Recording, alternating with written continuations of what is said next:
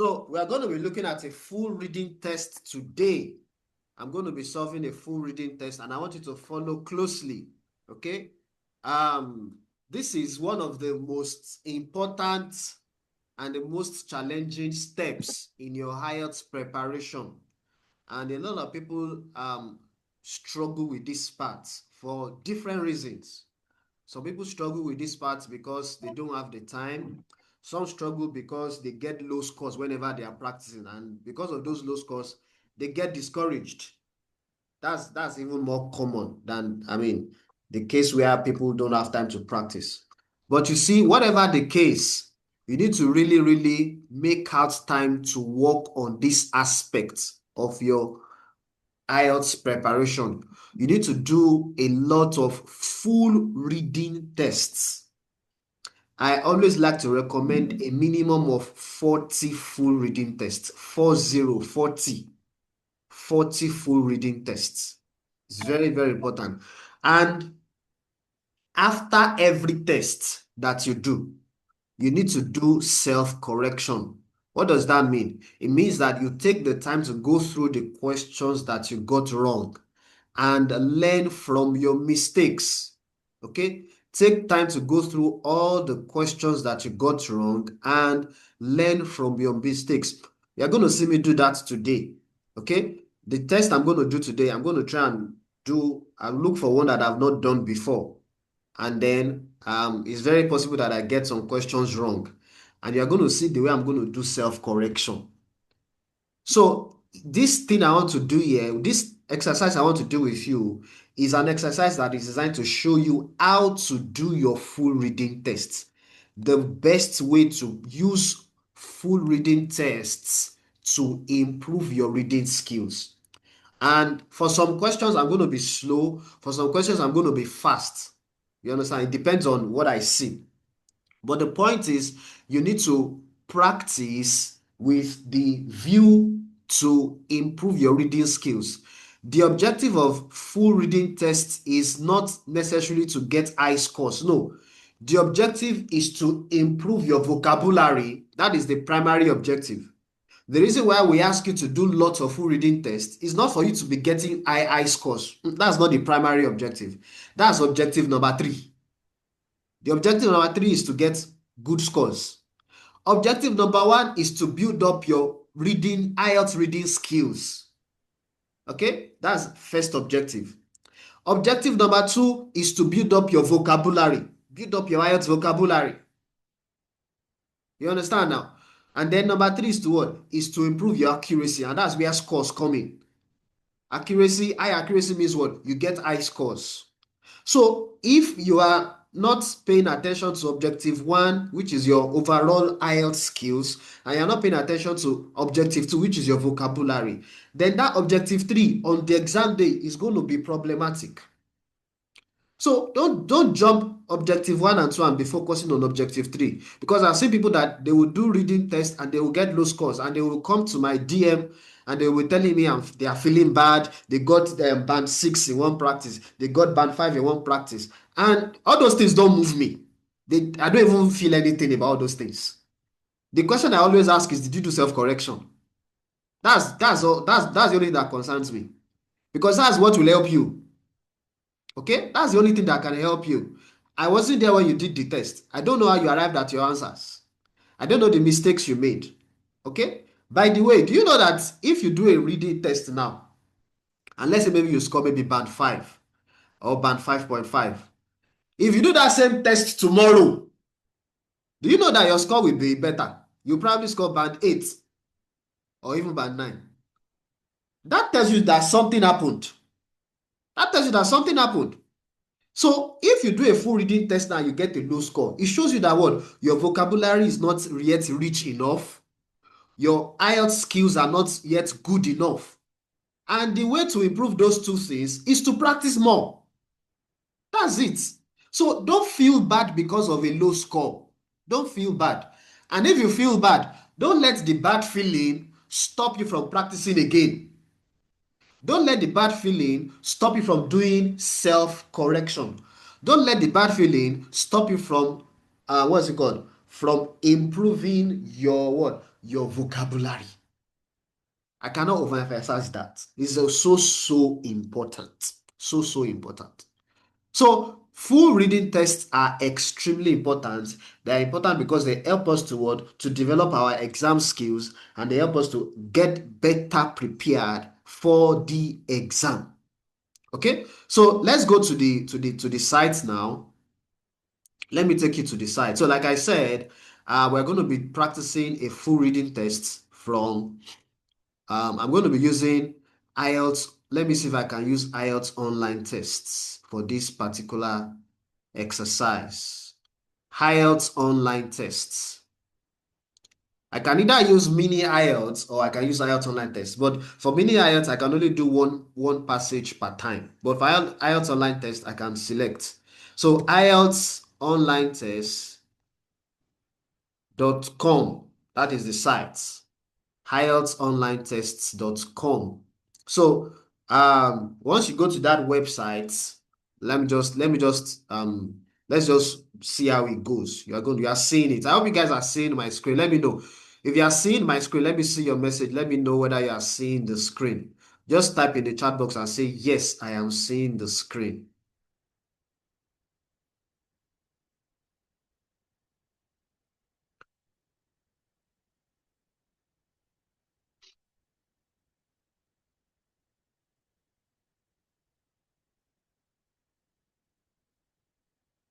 All right, so this is the site here.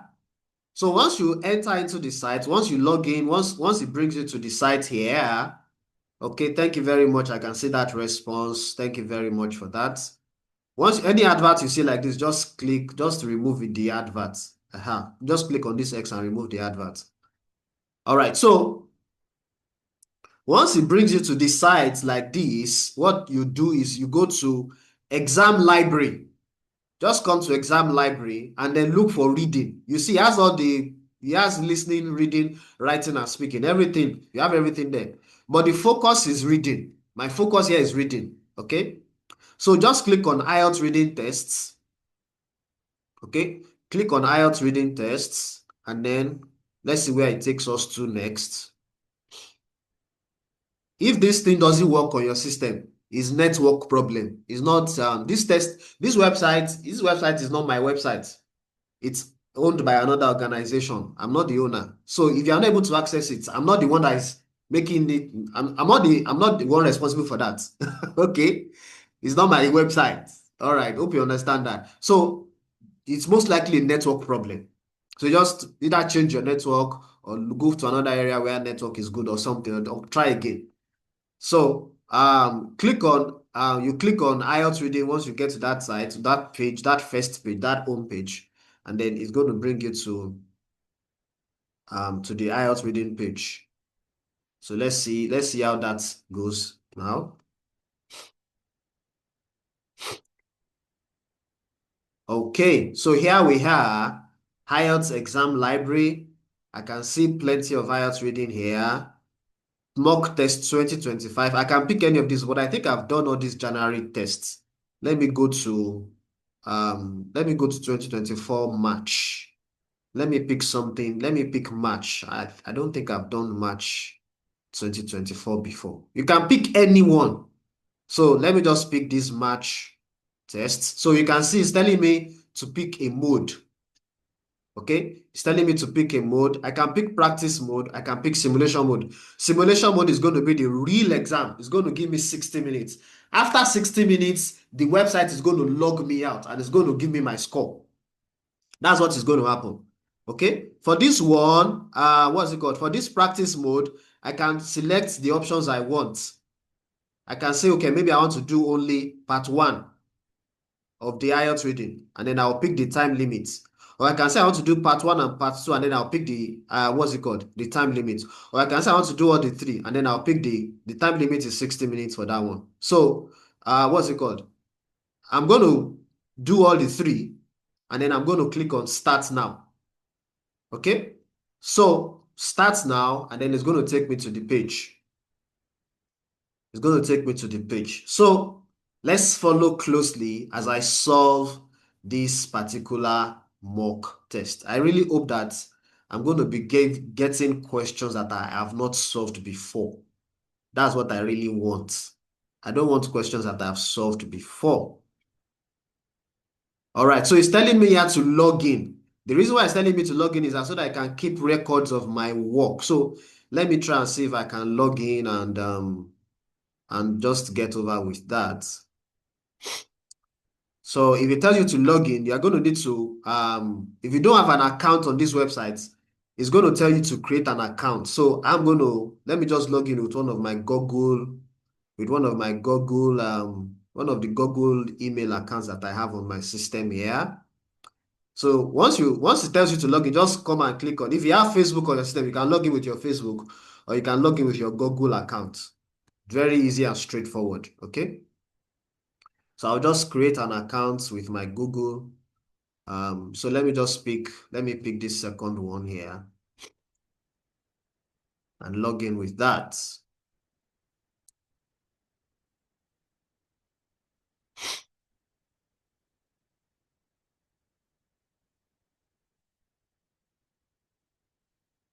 Okay, continue.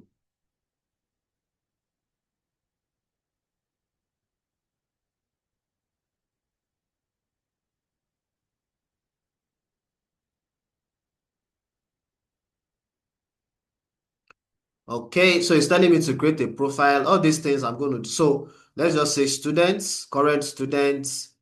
Just pick anyone. You can pick anyone you like. Next. These are things that you would do. So let me just put a name here. Um, all these things are not compulsory. They are not. They are necessary for you to be able to take a test. They want to have your records on their website. Do you get? That's the idea. But it's not going to stop you from taking the test. My reason: study abroad. I don't have an IELTS score. Target score. My target score is band 9. Exam preparation time 3 months. Next. So this is what you do if you are coming to the website for the first time. Okay, for the first time. So let's just say back to home. So you now say back to home. So it's going to take me back to that page. But that I think it should take me back to that page where I was practicing. Can you see? It's not taking me back to the page. So if it doesn't take me back to the page, just come back to IELTS library, click on IELTS reading tests, click on IELTS reading test, and then you can take it off from there. I think I picked 2024 March thereabouts. I think this is one I picked. 2024 March. So I picked practice mode. Practice mode. Okay. So let's go there. All right. So here we have you can see 60 minutes at the top here. It's telling me I have what? I have 60 minutes remaining. And that's how the stuff will look like on your exam date. So you're going to be seeing the time on the computer screen. Okay. So this is our passage 1. How should reading be taught? Okay, this doesn't look like a familiar thing. I don't think I've done this stuff before. Let me check test 2. Fishbone Roman Palace. Fishbone sounds like a familiar name. Insect decision making. I'm not sure I've done this one before too. I'm not sure. It's only that fishbone that looks like it's familiar. Fishbone looks like I've done it before. But let me just go ahead and finish up everything. So how should reading be taught? How should reading be taught? So we have matching heading questions here, list of headings, and then we have true, false, not given. So what I'll do is that I'm going to read paragraph A, answer what I can answer, then move to paragraph B, answer what I can answer, and then go like that until I finish everything. Learning to speak is automatic for almost all children, but learning to read requires elaborate instruction and conscious effort. Well aware of the difficulties, educators have given a great deal of thought to how they can best help children learn to read. No single method has triumphed. Indeed, heated arguments about the most appropriate form of reading instruction continue to polarize the teaching community. So this whole paragraph is telling me that what? Learning to read is difficult. It's something that requires effort. And then educators are still debating on the best way to teach children how to read. That's what this paragraph is about. Okay?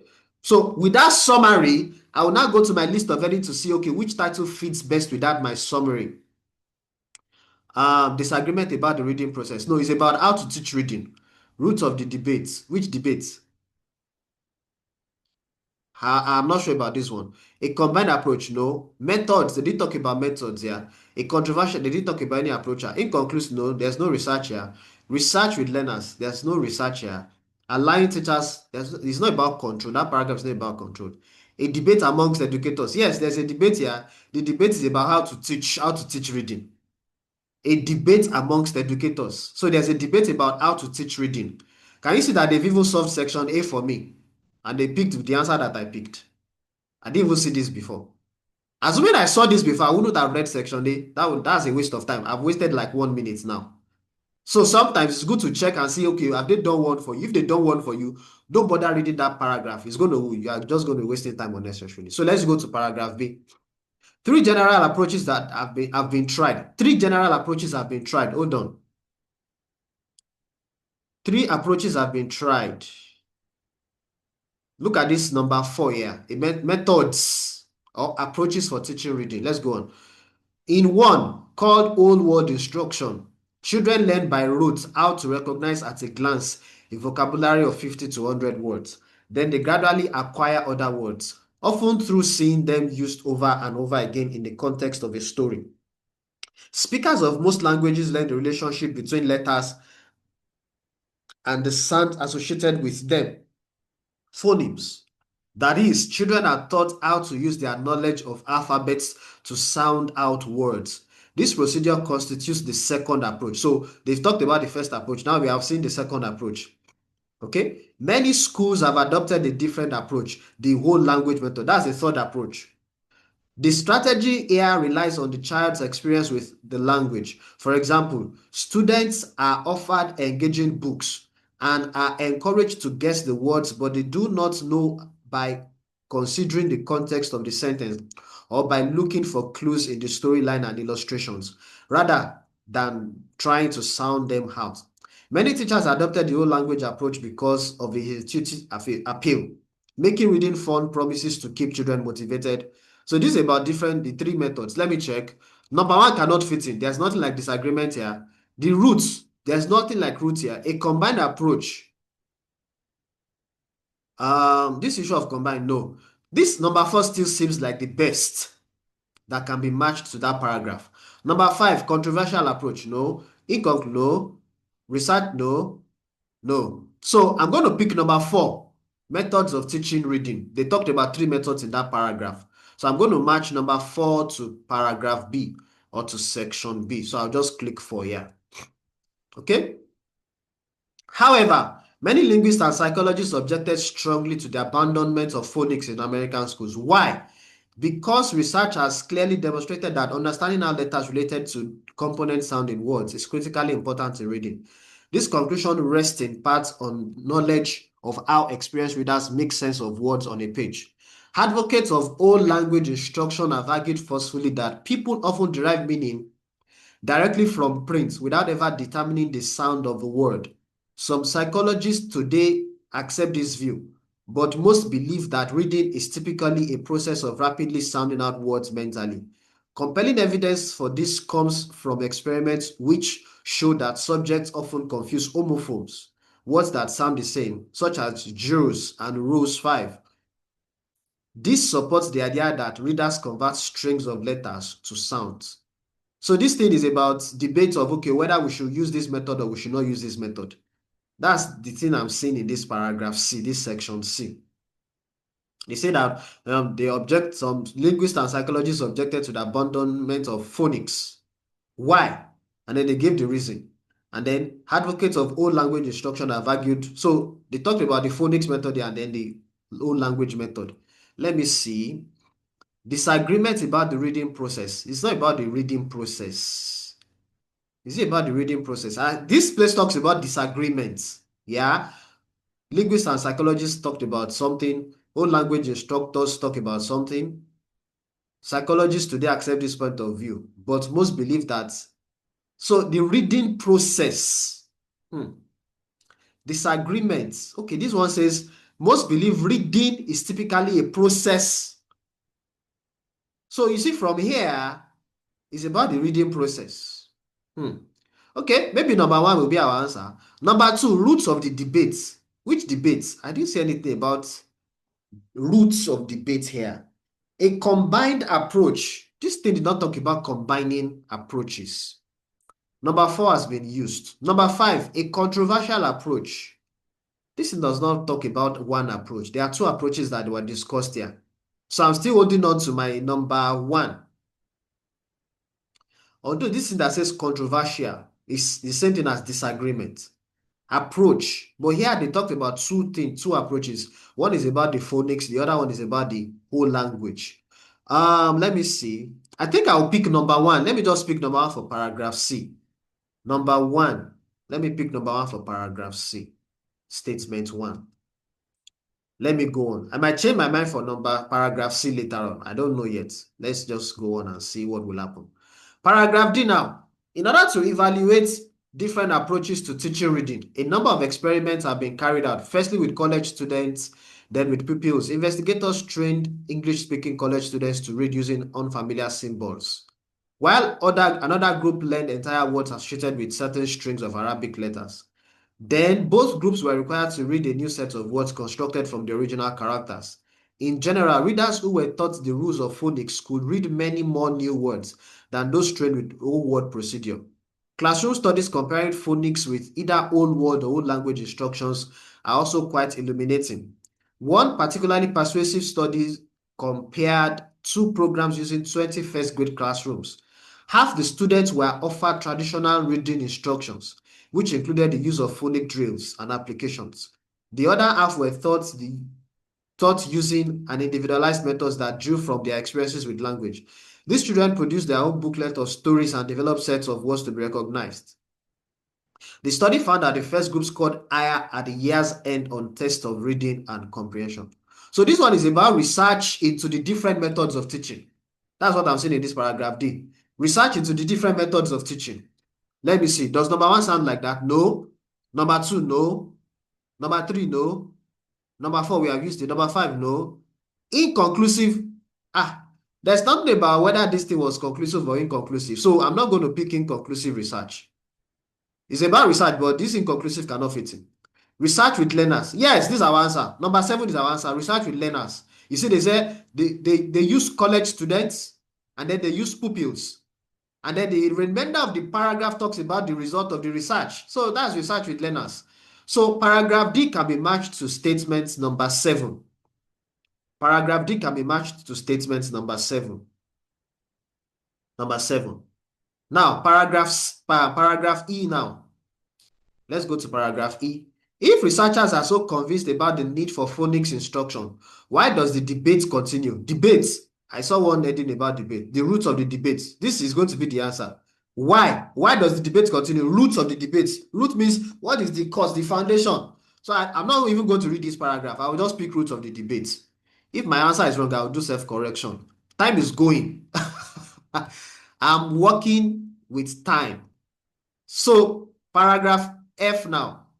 If schools and education insisted would be reading teachers learned something about the vast research in linguistics and psychology that bears on reading, their graduates will be more eager to use phonics and will be prepared to do so effectively. They could allow their pupils to apply the principles of phonics while reading for pleasure, using old language activities to supplement phonics. Can you see that they are combining old language and phonics here? That's what is happening here. Indeed, recent work has indicated that the combination, can you see again, of literature-based instructions and phonics. So you see, this is combination I've seen in this first part. Let's check the second part. Teachers need to strike a balance, but in doing so, we urge them to remember that reading must be grounded in a firm understanding of the connections between letters and sounds. Can you see? Combination of letters and sounds. Connection. Paragraph F. Disagreement, no. Roots of debate, no. Combined approach, number 3. I'm going to match number 3 to paragraph F. Number 3. So, ladies and gentlemen, I've solved all the matching heading. Now, let's look at the remaining set of questions. The old language approach relates letters to sounds. Old language. Let me go to the place where they talked about old language. See old language here. Old language method. That's what we have here. Old language method. This strategy here relies on the child's experience with language. For example, students are offered engaging books and are encouraged letters to sounds. No, letters to sounds is for, look at it here, letters and sounds. Letters and sounds is for phonics. This procedure constitutes a second approach to reading called phonics. That's letters to sound. So this number 6 is going to be what? It's going to be false. I hope you guys are still with me. Let me know you're still with me. If you are still following me, let me see your message in the chat box. I want you to type in the chat box and say, yes, I am with you. Let me know you're still following me. Number 7 says, many educators believe the whole language approach to be the most interesting way to teach children. Many educators believe it is the most interesting. Most interesting is a keyword here. Whole language. Many teachers is a paraphrase for educators, adopted the whole language approach because of its intuitive appeal, making reading fun. Yes. Promises to keep children motivated. Yes. And learning to read depends more on what the student does. Benefits of whole language instruction and the contrast to the perceived dullness of phonics. I think this number 7 is true. Many educators believe that the whole language approach is the most interesting way to teach children. This thing says, what's it called? Keep children motivated. So I think I'll pick true for that. I think I'll pick true for that number 7. Number 8, research supports the theory that we read without linking words to sounds. We read without linking words to sounds. Okay, let's check. Research. Let's go to paragraph C. Is there anything about research here? Linking, let me see linking also. Let me search for linking. Linking, research has clearly demonstrated that understanding how letters related to components, sounds in words is critically important. No, this thing is false. Research supports the theory that we read without, no. This is false. Number 9, research has shown that the old word approach is less effective than the old language approach. Less effective is a keyword here because they are comparing. They are comparing two things. Less effective. So let's check. Old word and old language. So advocates of old language instruction have argued forcefully that people often derive meaning without ever determining the sound. Some psychologists today accept this view, but most believe that reading is typically a process of rapidly sounding out words mentally. Compelling evidence from this comes from experiments which show that this thing of less effective, old word approach is less effective. Let me check the next paragraph. The next paragraph, they gave research. They did some research. Old language approach. Look at it here. Old word and old language. Classroom studies comparing phonics with either old word or old language. They are not comparing old word and old language here. In general, readers who were taught the rules of phonics, they are comparing phonics to those two things. This thing is going to be not given. I'm not sure there's information on it. Number 10, research has shown that phonics is more successful than both old word. Yes, I think that is true. Phonics, look at it here. Classroom studies comparing phonics with either old word and old language are also quite illuminating. One particularly persuasive study compared two programs. Half the students were offered traditional reading instruction, which included the use of phonics drills. The other half were taught using individualized methods. Okay? The study found that the first group, that is the group that were given the phonics, scored higher. Yes, number 10 is true. Number 10 is true. I'm going to pick true for number 10. Number 11, complete the summary. Okay, in the teaching community, Dash question the usefulness of research into methods of teaching reading. In the teaching community, Dash question the usefulness of research. Who is questioning the usefulness of research? Let me go back to the passage. I can see teaching community here. Heated argument about the appropriate form of reading instruction continues to polarize the teaching community. Okay. Usefulness of research is a keyword also. Usefulness of research.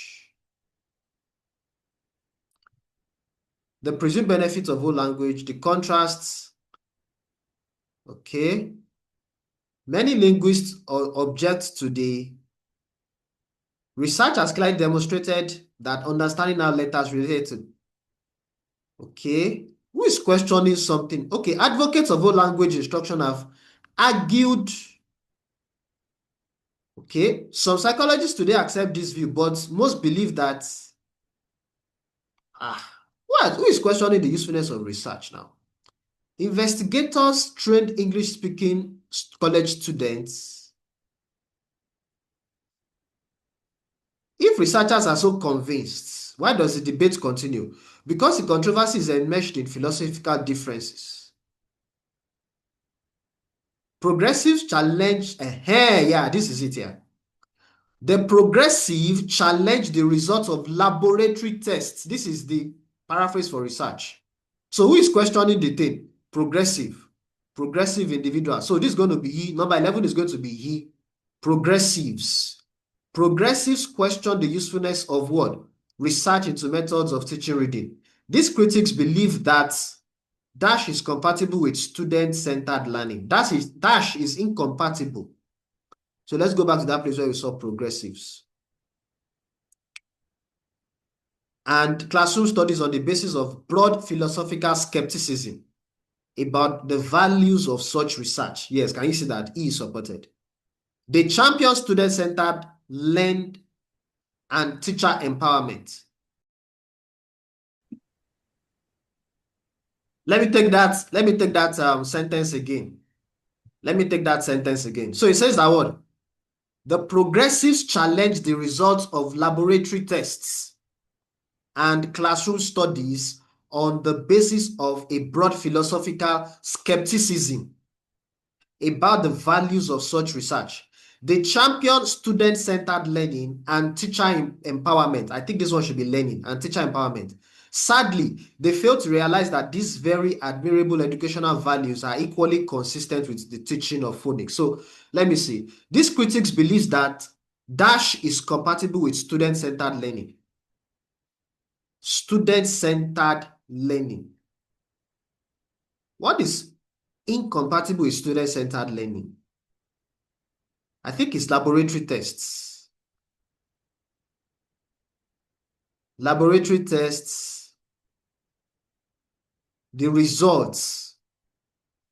They believe that the result of the laboratory tests is incompatible with student-centered learning. They champion student-centered learning and teacher empowerment. Sadly, they fail to realize that these very admirable educational values, which educational values? Phonics instruction. Why does the debate continue? Because the controversy, let me check the, what's it called? Phonics, the phonics method. Research studies. I think this thing should be, they believe that research studies is, no. Research studies are incompatible. This one should be if I'm going to pick research studies.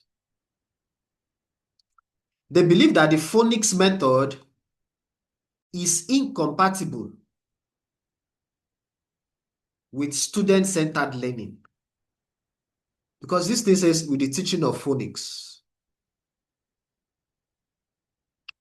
I think I'm going to pick A for this. I'm spending too much time on this passage. Let me move on. In the future, teachers need to be aware of Dash. so that they understand the importance of phonics. Teachers need to be aware of what? This thing here says teacher empowerment. Okay, if schools of education insisted that would be reading teachers learn something about the vast research in linguistics and psychology, their graduates will be more eager to use phonics and will be prepared to do so effectively. Hold on. In the future, teachers need to be aware of, this is going to be phonics again. No, so that they understand the importance of phonics. Teachers need to be aware of, I think it's going to be research studies. This thing says teachers learn something about the vast research. So it's going to be research studies. Number 13, I'm going to pick G, research studies, so that they understand the importance of phonics. Yeah. They should not, however, ignore the ideas of dash. Okay. They should not ignore the ideas of dash.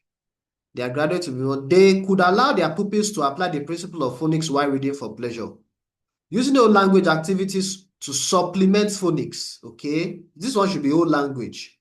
Number 14, C. They should, however, not ignore the ideas of the old language method, which make reading enjoyable. Hold on. Old language activities to supplement phonics certainly helps to make reading fun. Yeah, that's going to be old language. That's going to be C. Number 14 is going to be C. Okay, let's move on to part 2 now. Let's move on to part 2. Fishbourne Roman Palace. Fishbourne Roman Palace. So we have true, false, not given questions here. Let me read the question. Let me start with 15. Okay, I can see gap filling from 21 to 27. Okay, all right. The first buildings on the site contain food for dash. Okay, then number 15 says Fishbourne Palace was the first structure to be built on the site. Okay, Fishbourne Palace is located in a village in Fishbourne, West Sussex. This large palace was built in the 1st century AD, around 30 years after the Roman conquest of Britain. On the site of the Roman, it was not the first. This one is false. It was not the first structure. Another structure was there before. This thing says the site of the Roman Grain Army Store. So the Roman Grain Army Store was there before. Let me check the gap filling. The first buildings on the site contained food for the food. Food is a paraphrase for grain. Food for the, how many words? 2 words. Food for the army or Roman army. Roman army. Let me write Roman army since I can write 2 words. I can either say army or Roman army. Either army or Roman army. The Fishbourne Palace was renovated more than once. Then number 22 says the palace building surrounded dash. Okay, let's go on. Claudius, the rectangular palace was built around formal gardens. Built around surrounded gardens. Gardens. I can say formal gardens or I can say gardens. The palace surrounded gardens. Let me just leave it as gardens. Then the next, the palace was renovated more than once. I've not seen anything like this. The next gap filling. In the 2nd and 3rd centuries, colors were in the 2nd and 3rd centuries, color was added to the dash of the palace. Okay, let's go on. There were extensive alterations in the 2nd and 3rd centuries. Okay, with many original black and white mosaic floors being overlaid with more sophisticated floors. Floors, that's the answer. Floors, to the floors, Floors. Then I think I can answer that last. The Fishbourne Palace was renovated more than once. Yes, this is true. They said that alterations in the 2nd and 3rd. That means they've done it twice, at least twice. That's more than once, so it's true. Number 17, the Fishbourne Palace was large in comparison with Roman palaces in Italy. I can't see it in this paragraph 1. Let me check the next gap filling. The first part of the palace to be found was part of a dash. Okay, let's go on. More alterations were in progress when the palace was burned down. Local people had long believed that the Roman palace once existed in the area. However, it was not on the 1960s when archaeologist Barry Conliffe of Oxford University first systematically excavated the site after workmen accidentally uncovered a wall while laying a water main. Hold on. The first part of the palace to be found was part of a wall. Wall. Where's wall here? Look at it. A wall.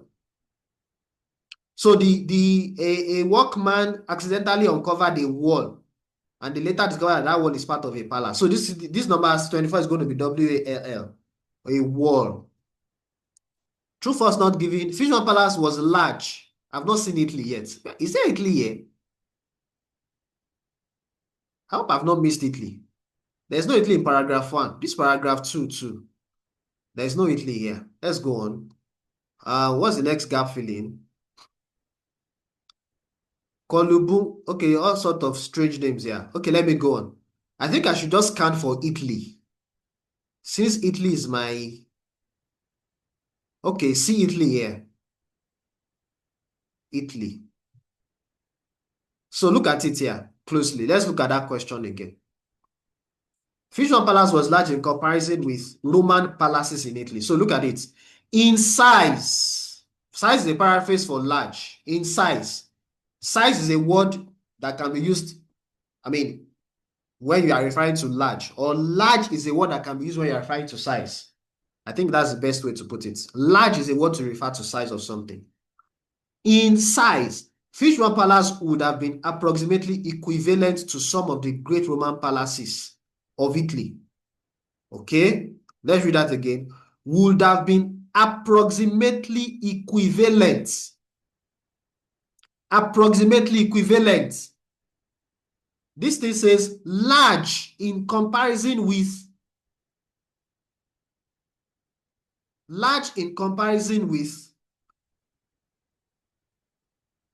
What's it called? It sounds like it's larger than those palaces, but this thing says approximately equivalent. So this number 17, I'm going to pick false for it. I hope I'm analyzing it correctly. I'm under tension here. I'm trying to finish this thing before my time runs out. That's why I'm moving very, very fast. I have 30 minutes more. Research is continuing in the area close to the Fishburne Palace. Okay. Research. A team of volunteer and professional archaeologists is involved in ongoing. Yeah. Research is continuing. Ongoing. Okay. So this thing here is going to be true. True. Researchers agree on the identity of the person for whom Fishburne Palace was constructed. Okay, let's go. Next paragraph. The first buildings to be erected on the sites. Okay, later 2 timber buildings. Dr. Mills interpreted the ground plan. Okay, next paragraph. Regarding who lived in Fishburne Palace. Aha, this sounds like number 19. The identity of the person. Regarding who lived in the Fishburne Palace, there are a number of theories. That means there's no agreement. They don't agree. They agree. No, they don't agree. This one is false. Fishburne Palace was burnt down. Burnt down. 2 inscriptions. This whole place is about. Now, this name, I saw this name in the gap filling. Kodibungos. Salistos. Where's Salistos here? See Salistos here. Another theory is that it was built for Salistos, a Roman governor of Britain in the late 1st century, who may have been the son of the British prince Adminus. 2 inscriptions. This thing says AD. This is the answer, 93 AD. Who lived there until 93 AD? I'm just going to write 93. Instruction says what? No more than 2 words and a number. So my number is going to be 93. 93 AD. Verica, a British king. See Verica here. His dash was found. So what was found that belonged to Verica? Following recent discovery of a gold ring. Ring is ring. We can say ring or gold ring. Gold ring. Gold ring. Is gold ring. A dash has been built on the site to help protect it. Okay. Subdivided lesser apartments. The palace was abandoned and later dismantled. A modern museum has been built by the success, incorporating most visible remains. A museum. A museum. M-U-S-E-U-M. A museum. Another person might say modern museum, but I think it's okay to leave it as museum. Modern museum. Museum. Let me check the gap there. The true false not given. Fishbone Palace was burned down by local people. Burnt. I've not said anything about burnt. Burnt down. Oh, fire. See fire here. These alterations were incomplete when the north wing was destroyed in a fire. We don't know who burnt it now. We don't know, not given. We are not sure who burnt it. We are not really sure. So you see, I've solved this one, took less time. So let me just move to passage 3. I will have more time for passage 3. Okay, I hope you guys are still with me. Let me know who is following me. If you are following me, let me see your message in the chat box. I want you to type in the chat box and say, yes, I am with you. Yes, I am following you. I am following you closely. Let me know who is still with me. Let me know who is still with me. Let me know if you guys are still with me. Oh, drop a message in the Zoom chat. Let me know who is following me. All right. Thank you very much for that. Thank you very much for that feedback. Thank you very much. Thank you very much. Okay, so we have matching heading questions here. Okay.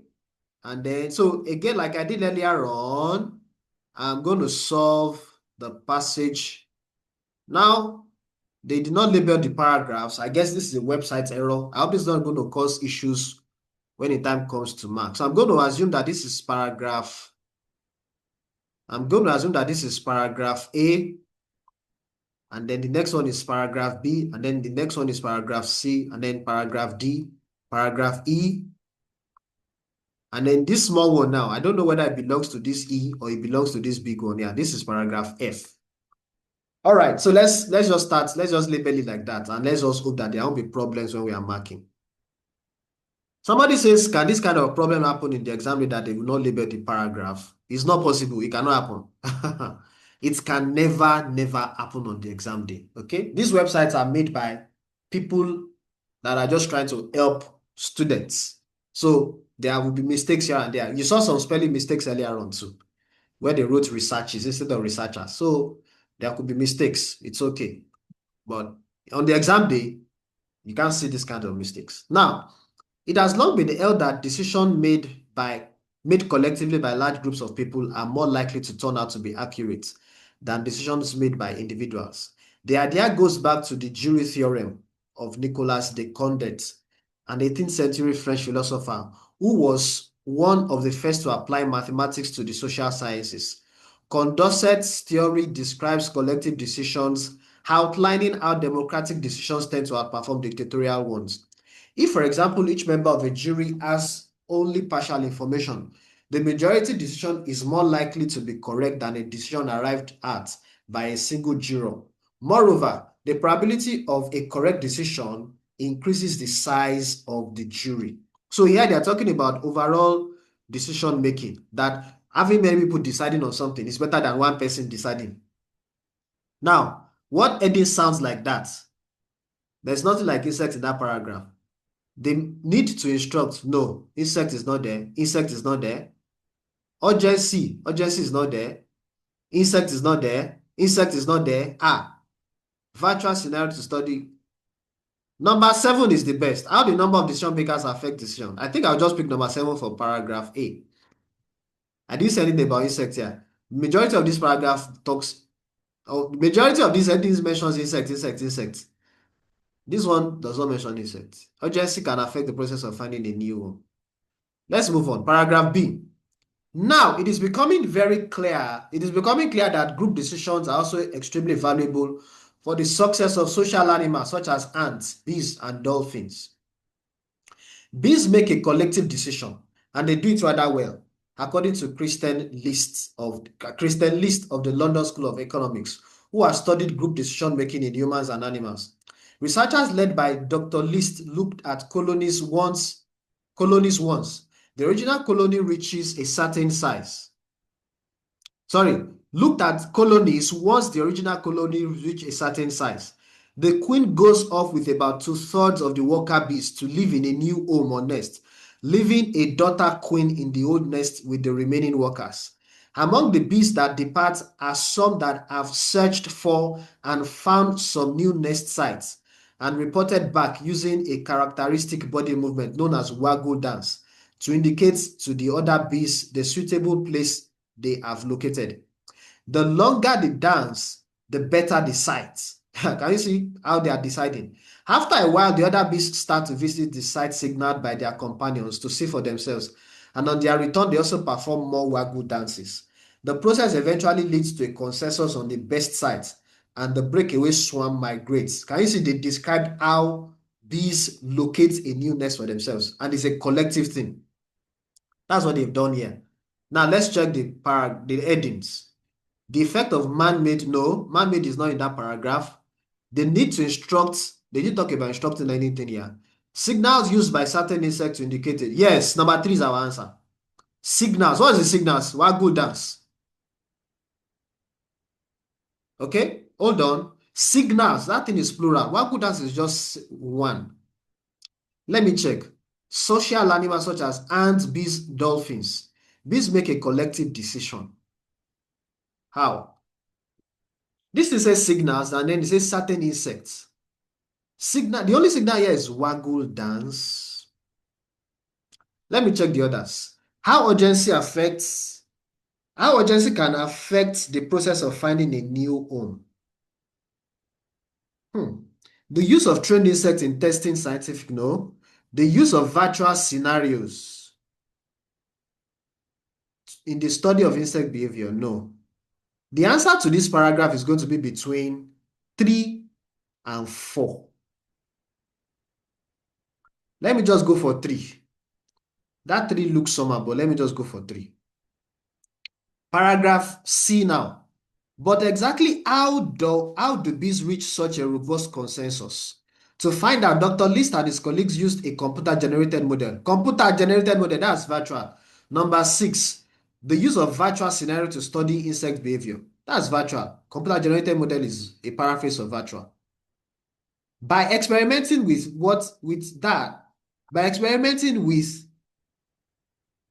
they found that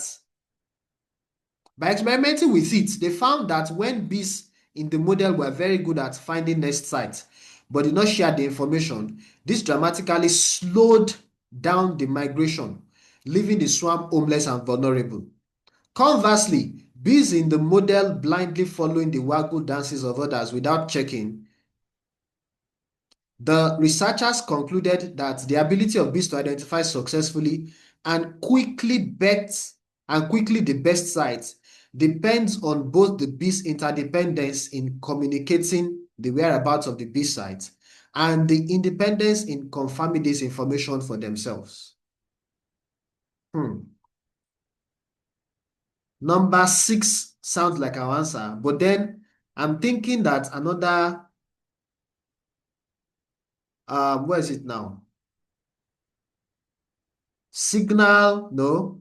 This urgency, how urgency can affect the process? No, let me just go for that virtual. That virtual seems to be better. Virtual scenarios. Number 6. Number 6 is matched to paragraph C. Number 6 is matched to paragraph C.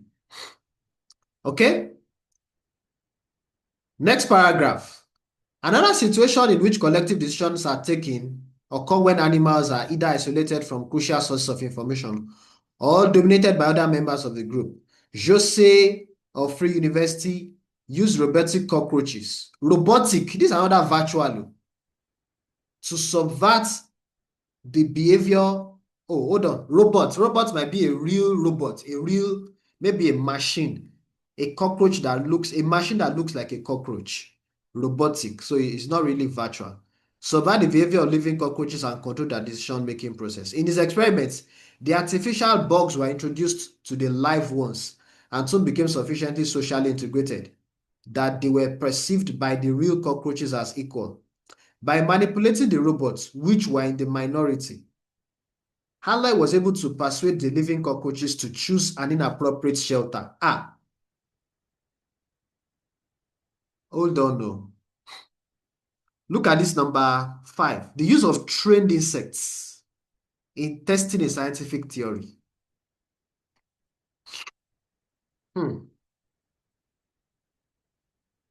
Number 5 looks like it.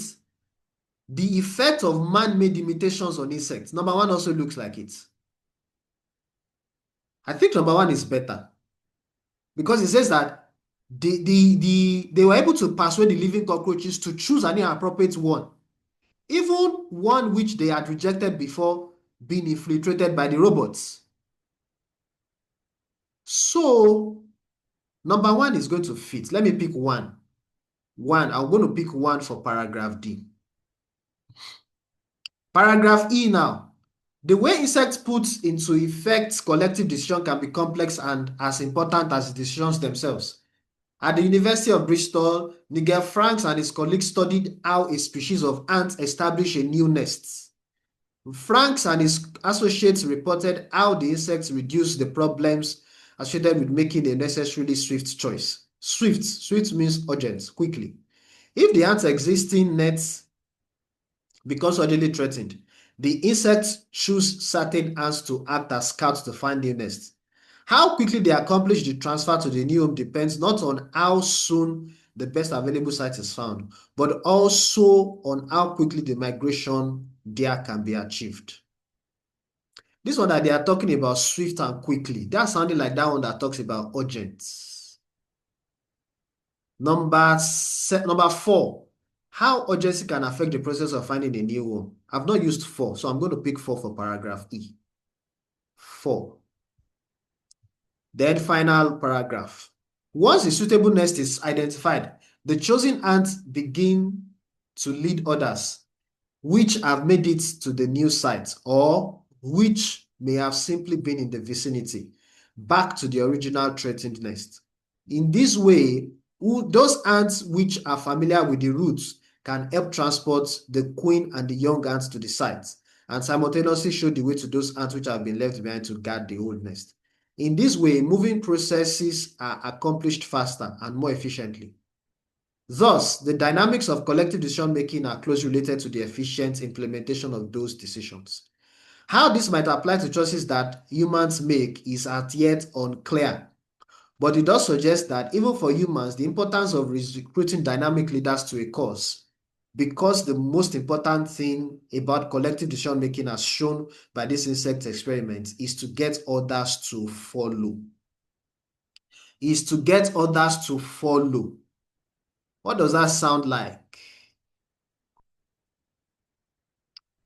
I've not used, which one have I not used? Number 2, 5, 1 has been used, 3 has been used, 2 and 5 have not been used. The need to instruct additional insect guides. The use of trained insects in testing scientific theories. This number 2 is better. Number 5 does not fit in at all. Number 2 is better. So, ladies and gentlemen, I've solved all the gap filling. Now we have our matching. I've solved all the matching heading. Now we have this is matching names. We have names of people here. Nicolas de Condet, Christian List and colleagues, Jose Aloy, Nigel Frank. So we have to match those names to these sentences. And then from 38 to 40, we have, let me answer this gap filling. A Bristol University study looked at how insects make decisions when their home has been threatened. Threatened. I saw that in the passage. Threatened. Bristol. Where is that Bristol? See Bristol, yeah. Bristol. When an existing net suddenly becomes threatened. This is where I pick my answer from. Threatened. The ants in the experiment relied on the use of individuals called scouts. That's going to be the word, scouts. SCOUTS, scouts.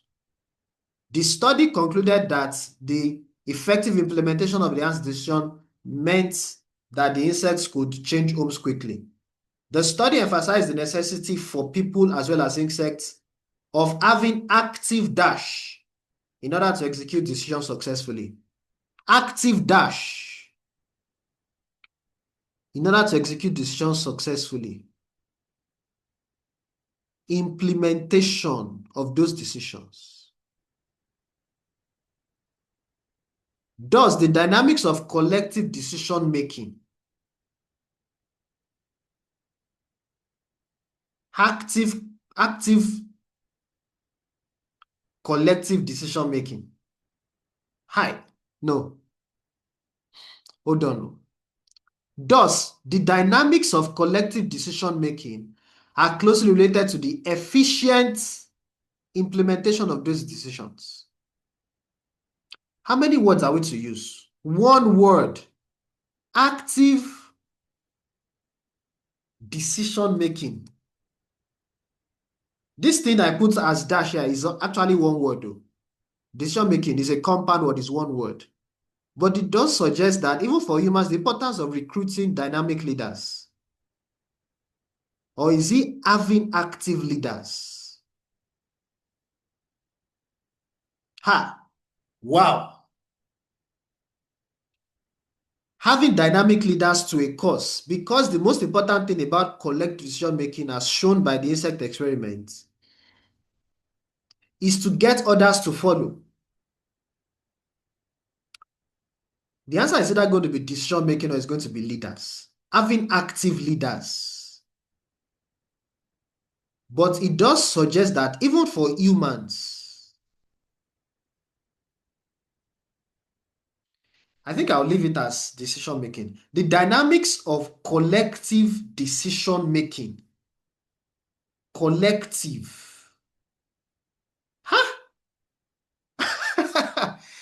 This thing is going to be leaders.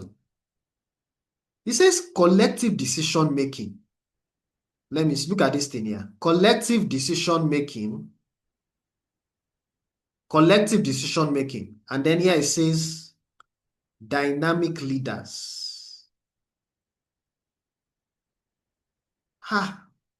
Let me leave it. Let me just go to the previous ones. I have 10 minutes more.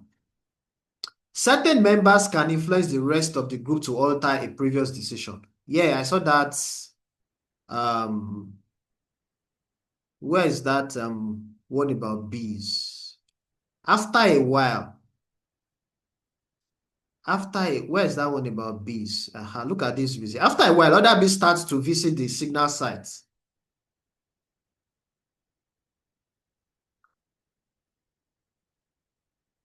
The process eventually leads to a consensus. The decision is remarkably reliable, with the bees choosing the site, even when there are only small differences between alternative sites.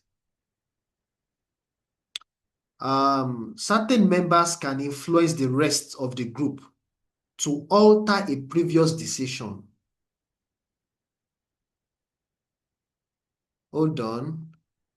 When the bees in the model were very good at finding the nests. Conversely,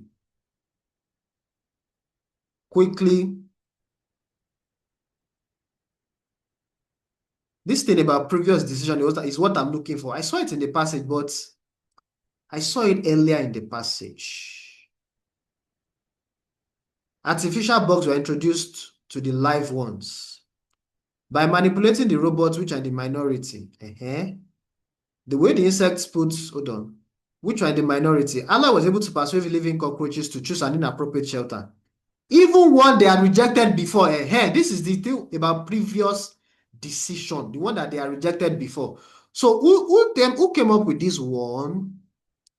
Jose Alloy. That's Jose Alloy. Number 34 is going to be C. Jose Alloy.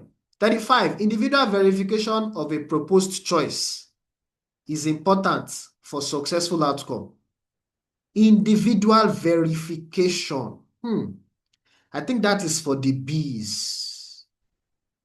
That's for the B's. After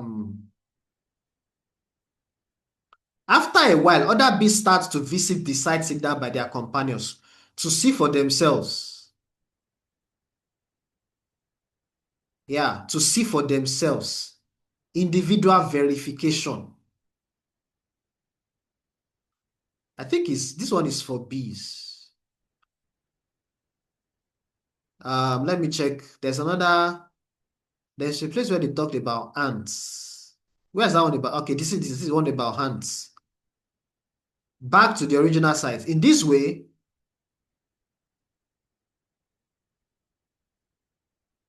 this one, there's no individual stuff here. So this one is for bees. Number 35 is going to be the one for bees. So who is the one that talked about that? That's Dr. List. Dr. List looked at colonies of bees. So this one is going to be Dr. List. Number 35 is going to be Dr. List. That's option B. Number 35 is going to be option B. 36. The more individuals taking part in a decision, the better the decision will be. That's about numbers. I saw it at the beginning. The idea goes back to Jury's theorem of Nicolas de Concosset. Concosset's theory describes collective decision, outlining. So this number 36 is going to be option A. 36 is going to be option A. It was Concosset that came up with that idea. The decision-making process of certain insects produced excellent results, even when multiple tasks are required.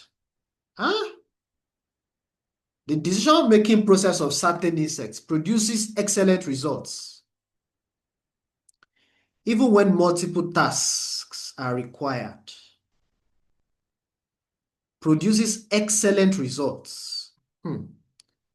Let me check that one for bees. The process eventually leads to a consensus on the best sites. The decision is remarkably reliable, with the bees choosing the best sites. This thing is Dr. Listo. Let me check the others. I still have 5 minutes. This is my last question. I still have 5 minutes. This one for Jose Alloy. Another situation in which collective decision taking occurs when animals are either isolated. Cockroach control. In his experiment, artificial bugs were introduced. This one does not fit in. What of the last one? Nigel Franks. Franks and his associates reported how insects reduce the problems associated with making necessarily swift choice. How quickly they are transferred. Once a suitable new nest is identified, the chosen ants begin to lead others. In this way, no, this cannot fit in. It's going to be Dr. List. What's Dr. List? Paragraph option B. So, ladies and gentlemen, I've solved everything in less than 60 minutes. I hope majority of my answers are correct. So, on a typical exam day, you can just take some time to look at some of the questions that you were not really sure of. Like, I think there's one question here that I wasn't really sure of. Okay, no, I think it was in part 1. Those part 1 questions were really, really challenging. There's one, there are some questions in this part 1 that were somehow. They were really somehow, but then let me just, I should have written it down. I can't remember the question now, but I know there was a question that was really challenging here. So I'll just submit my work here. Let me just submit and then let me see what my score will be. And like I said, what do you do after every exercise? You do self-correction. So after submitting, I'm going to check my answers, the ones that I got wrong, and I'm going to do self-correction for my answers. So let's see. I'm going to click. You can see submit at the top here. at the top right-hand corner of the website, submit at the top here. So I'll click on submit, and then let's see what my score will be. Submit.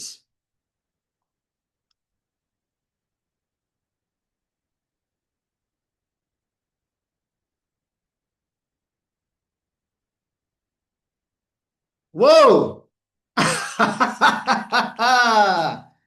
I got everything right. This is interesting. Even the ones I wasn't even so sure of, I got it right. There's one, I was saying there's a question in section part one that I wasn't so sure of.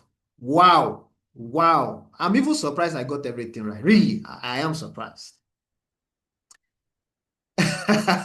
So, ladies and gentlemen, I hope you have learned something from this exercise. Careful, what's it called? Study of the questions. Okay? You use the keywords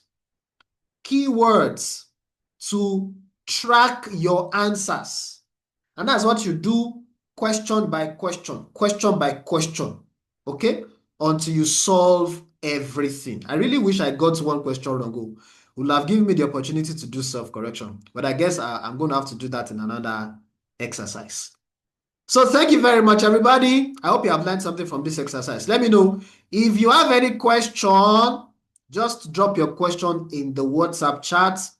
I'm going to respond to it as soon as I can. Okay?